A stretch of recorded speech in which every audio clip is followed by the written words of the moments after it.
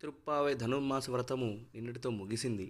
ఈ 30 రోజుల పాటు కూడా మనం ప్రతి పాసురాన్ని అనుసంధానం చేసుకుని దాని యొక్క అర్థాన్ని పైపైన మాత్రమే మనం తెలుసుకున్నాం. కానీ తిరుప్పావై ప్రతి పాసురము కూడా ఒక మహోత్కృష్టమైన వేద సారము నిండి ఉన్న పాసురము. కాబట్టి అంతర్లీనంగా కూడా అండళమ్మవారు తిరుప్పావైలో చాలా విషయాలు మనందరికీ చెబుతుంది. కాబట్టి ఆ అంతర్లీనంగా ఉన్న విషయాలు కూడా కాస్త తెలుసుకోవడానికి ప్రయత్నం చేద్దాం. తిరుప్పావై అందరూ కూడా స్మరించదగ్గ గ్రంథము. ఇది భగవద్ రామానుజాచార్యుల వారు కూడా నిత్యము స్మరిస్తూ ఉండేవారు. అందుకోసమే ఆయనకి తిరుప్పావై జీయర్ అని పేరు కూడా ఉంది.